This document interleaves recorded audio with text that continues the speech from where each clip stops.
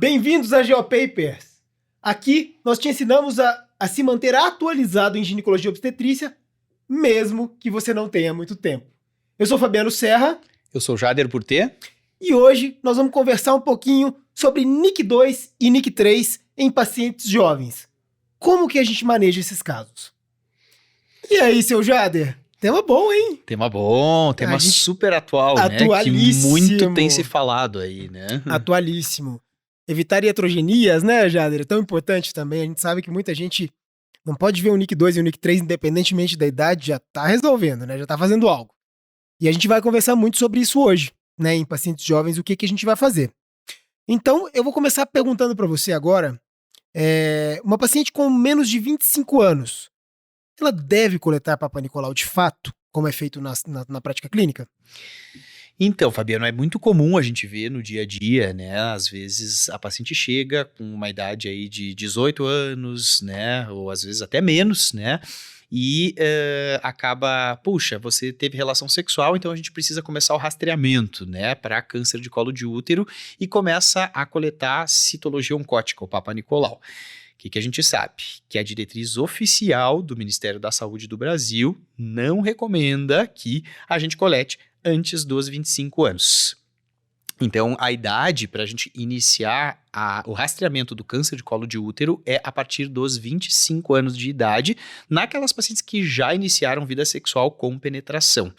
Então, se a paciente tem menos de 25 anos, mesmo que ela já tenha iniciado uma vida sexual muito cedo, muito precocemente, não se recomenda que essa paciente faça o rastreamento.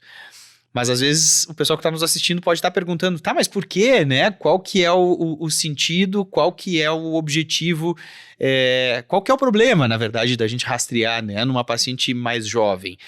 A questão toda é o ciclo de resposta ao HPV, né? A gente sabe que geralmente elas costumam se contaminar pelo HPV ali nas primeiras relações sexuais, na adolescência.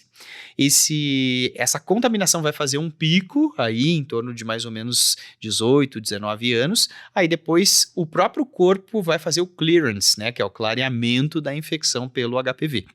Então, a maioria das mulheres que se contaminaram pelo HPV na adolescência, nas primeiras relações sexuais, elas vão ter o clareamento da infecção pelo HPV, e aquelas em que o vírus ficou, né, que não tiveram o clareamento, essas é que vão ter, algumas delas que vão ter risco de desenvolver a NIC, né, a neoplasia intraepitelial cervical. E as NICs, elas geralmente, então, elas começam a aparecer depois de todo esse ciclo de resposta ao HPV, se não houve clareamento da infecção, a partir dos 25 anos. Então, a significância, se a gente for pegar do ponto de vista de política de saúde pública, né, de aplicação na população brasileira, a significância mesmo de achados de NIC2 e 3 vai ser só a partir dos 25 anos. Por isso que o Ministério da Saúde se posiciona aí recomendando somente a partir dessa idade. Antes dessa idade não existe recomendação de coletar. Mas na prática tem muita gente que coleta. A gente sabe que tem muita gente que coleta, que se sente mais seguro de coletar, né? Então a gente vê que realmente tem muitos profissionais que acabam coletando.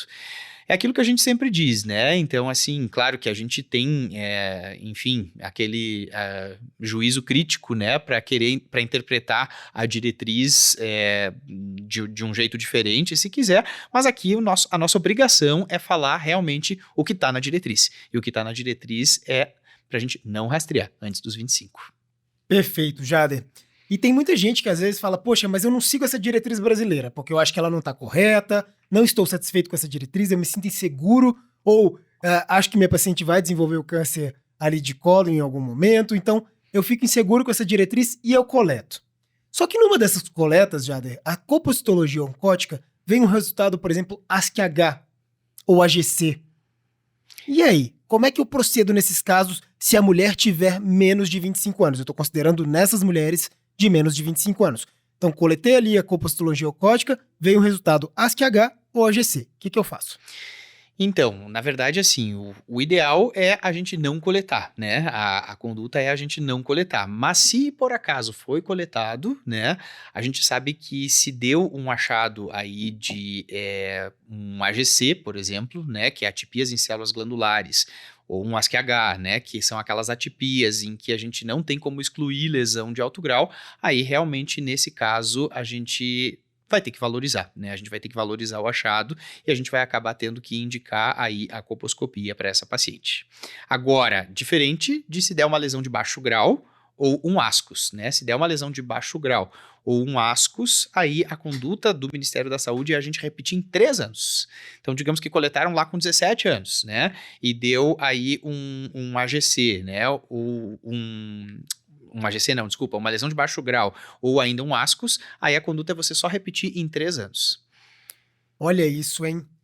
Então tá, mandei essa paciente para colposcopia, né? Ela fez uma colposcopia e tinha lá um epitélio cetobranco, mosaico, alguma coisa assim. Resolveu fazer uma biópsia, Jader.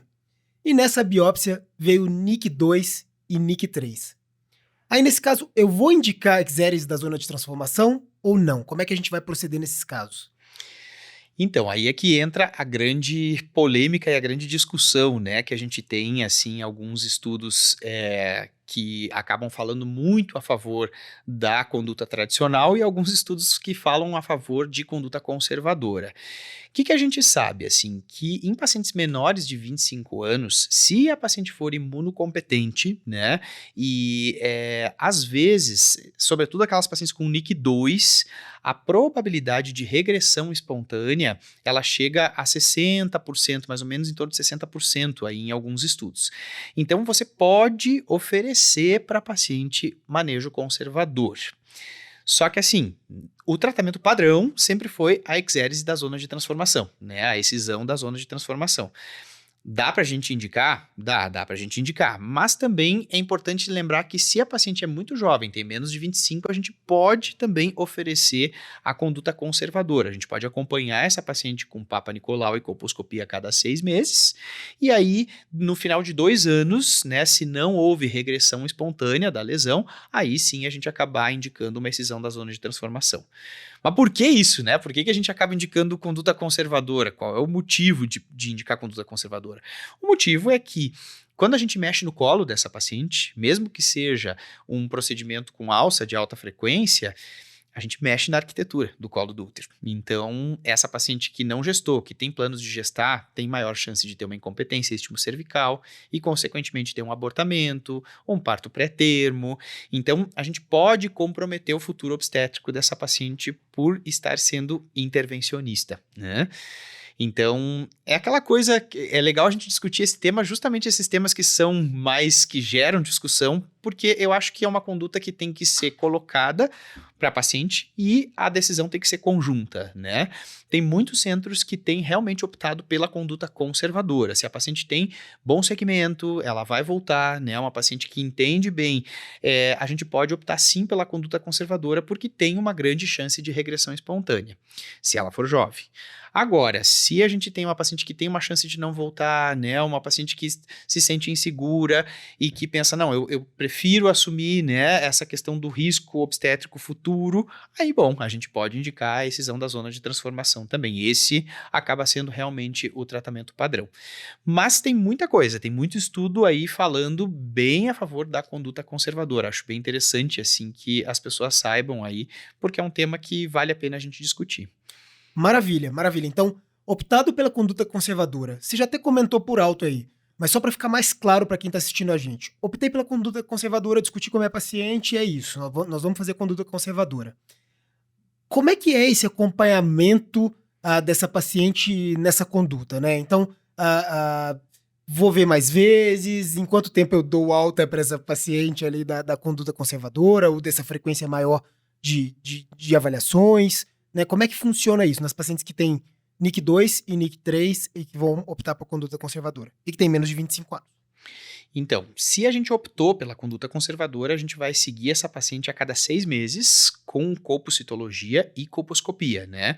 Então, a gente já viu que tem ali aquela lesão, tem aquele epitélio-aceto branco, então a gente vai seguir acompanhando essa lesão e com citologia. Acompanha a cada 6 meses, então semestralmente por 2 anos. O tempo, geralmente, que se considera como adequado, né, para a gente acompanhar a paciente é esse tempo de 2 anos. Se em 2 anos não houve regressão espontânea, aí eu acho que sim, é importante a gente considerar junto com a paciente a excisão da zona de transformação. Agora, se houve uma regressão espontânea, bom, a paciente está tratada, né?